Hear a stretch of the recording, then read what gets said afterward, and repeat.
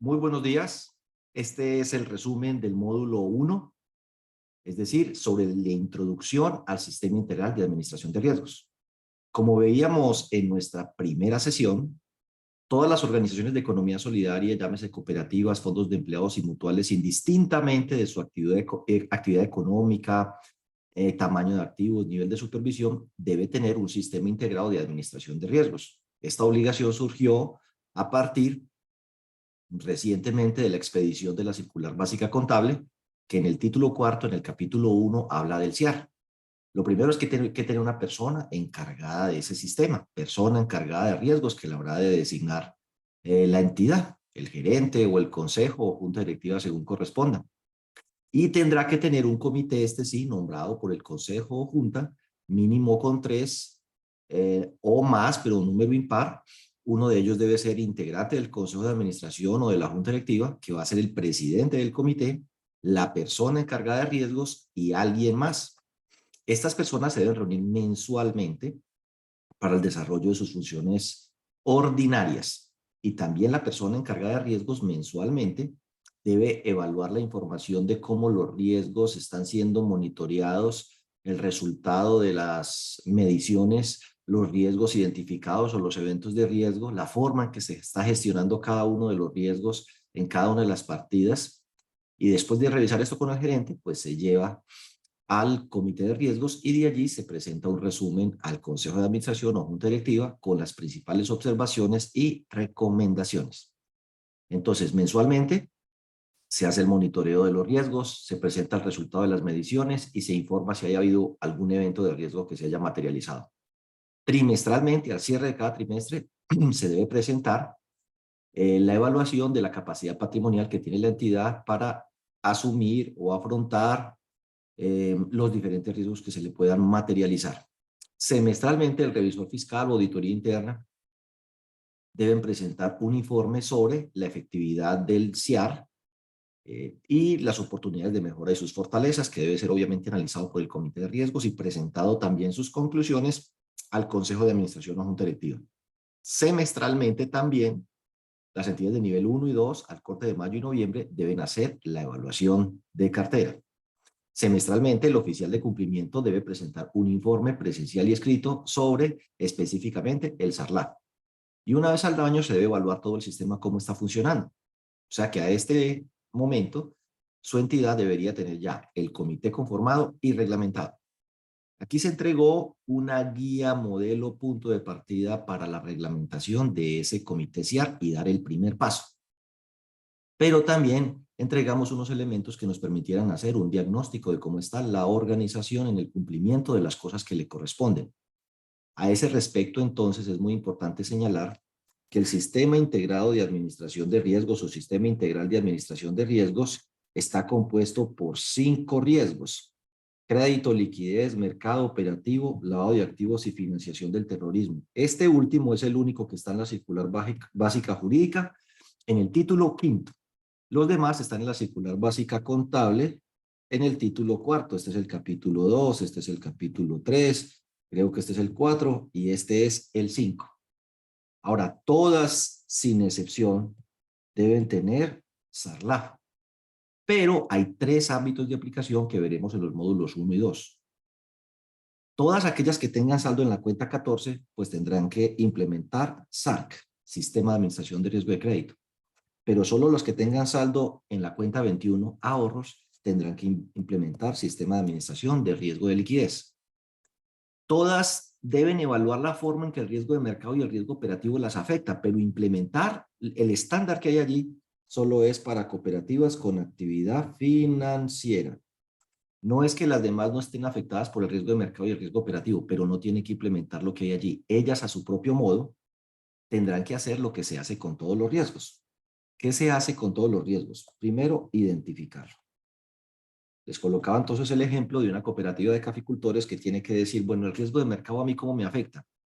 Muy sencillo, ¿qué pasa si se sube, por ejemplo, el dólar? ¿Qué pasa con sus obligaciones? ¿Tiene obligaciones en dólares? ¿Cuentas por cobrar o cuentas por pagar en dólares? Ese es el riesgo cambiario. ¿Se le encarece más o menos el inventario? En fin, ¿qué pasa si las tasas de interés suben. Pues usted no capta ahorros, pero tiene obligaciones financieras, se le encarece el crédito. Ok. ¿Qué pasa si por algún motivo las inversiones que usted tiene, a pesar de que son en entes gremiales o empresas como Expo Café, que complementan el objeto social, pierden valor? ¿Cómo lo afectaría en sus estados financieros? Entonces, a uno, la cooperativa de caficultores sí tiene que identificar la forma en que el riesgo de mercado se le materializa. Y en el riesgo operativo, pues ni se diga.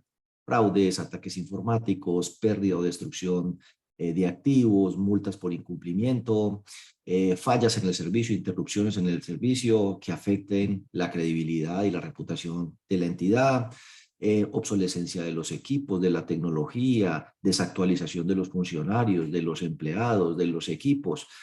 Son muchas las cosas que componen el riesgo operativo y todos nos vemos afectados por ella. Así que, pues una forma, entre otras, fácil de resolver el tema puede ser que en el comité de riesgos se haga seguimiento a los informes de revisoría fiscal. Pero bueno, en el tema de la identificación, pues lo que se usa es la matriz de riesgos en todo este proceso de la ISO 31000, que ya estamos familiarizados con ellos para el tema de SARLAP. Obviamente también evaluar qué tan probable es que esas cosas ocurran, medir cuánto podría llegar a ser el impacto. En la medición hay modelos estándar que a algunos le aplican y a otras no, cada una tendrá que definir cómo. Monitorear a través de qué indicadores, y entonces les decía que en el título quinto hay un tablero de indicadores CAMEL.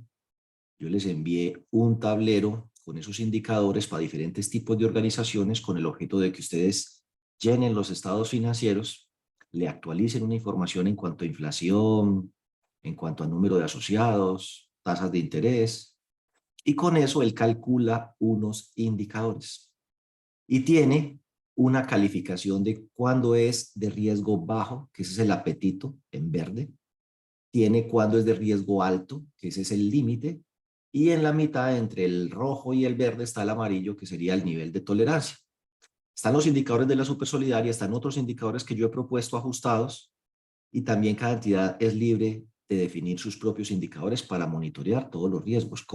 A través de qué indicadores voy a monitorear riesgo de crédito, a través de qué indicadores voy a monitorear riesgo de liquidez, riesgo de mercado, riesgo operativo. Y obviamente ese tema de monitorear a través de unos indicadores y luego controlar implica establecer límites, objetivos. ¿Qué es lo deseado? Riesgo de crédito. Bueno, yo no tengo cartera, pero tengo saldo en venta de bienes y servicios en la cuenta 16. ¿Cuál es el límite suyo o cómo lo va a medir? Bueno, no, pues yo voy a medir un índice de calidad de cartera, vencimiento. Bueno, ¿cuál es el límite? El objetivo. Eso es como un semáforo. Pues yo quiero tener una mora de menos del 5, entre el 5 y el 10 está la tolerancia y más del 10 es el límite. ¿Y cómo llegó a ello? Pues un poco mirando mi historia, porque datos de calidad de cartera en cuentas por cobrar, pues se pueden también calcular con otras entidades que se dediquen a lo mismo que usted. Podría ser con cooperativas de caficultores, si es una cooperativa de caficultores. Pero a partir de la historia de los últimos años y del sector y del apetito, deseo y capacidad, usted se tiene que fijar una meta. Ese es su límite. Y lo monitorea en el tiempo si está dentro del apetito, dentro de la tolerancia y capacidad, o está dentro del nivel de riesgo y hay que tomar medidas urgentes para hacer que ese indicador regrese a los niveles deseados. También es cierto que uno debe fijar límites en todos los riesgos, también en materia, por ejemplo, de concentración. ¿Qué pasa si se le van los 10 primeros deudores, los 20 primeros deudores, los 20 primeros 30 primeros deudores, o ahorradores o aportantes? ¿Cómo le afecta la liquidez, la rentabilidad, las provisiones? ¿Cuánto es el nivel máximo de concentración? Es decir, el 1% de los asociados no debe tener más de qué porcentaje de cartera. El crédito máximo, ¿cuánto debe ser? Si bien es cierto, hay unas normas que algunas deben cumplir en materia prudencial, otras deberán ellas mismas fijar sus límites de concentración. También definir una política en materia de inversiones. A eso se refiere el control. Y una vez ya definido esto para cada uno de los riesgos, pues se procede a que funcione el comité. Y entonces las matrices las aprobará el comité, así como los manuales, los indicadores, los límites, Y cada mes se procederá a monitorear cómo se están comportando esos indicadores y esos límites, y la persona encargada de riesgos es la responsable de hacer esas mediciones y monitoreos. Bueno, la medición la hace la persona encargada de riesgos. Diría uno que esta identificación y evaluación la hace el comité de riesgos y la propone al consejo o junta. La medición, pues la hace la persona encargada de riesgos, los indicadores, la brecha, el IRL, la evaluación de cartera, lo que toque. Eso se presenta, los indicadores y las mediciones, en el comité de riesgos, y es el comité de riesgos entonces el encargado de establecer, cuando se pasa de los límites, las recomendaciones, o cuando se presenta un evento de riesgo o un incumplimiento de las políticas, las recomendaciones para que el consejo de administración o la junta directiva tome decisiones. Sin embargo, insisto, la mide la persona de riesgos, la mira con la gerencia, luego pasa al comité de riesgos y luego pasa a la junta directiva o consejo de administración para resolver. Así que cada mes debe aparecer la respectiva acta y el llamado es a que empecemos. En otro video les voy a mostrar el material y las cosas que deberían hacer con cada uno de ellos para que estemos seguros de que hemos dado el primer paso en la dirección correcta. No siendo más entonces, nos vemos en el próximo módulo. Sarla.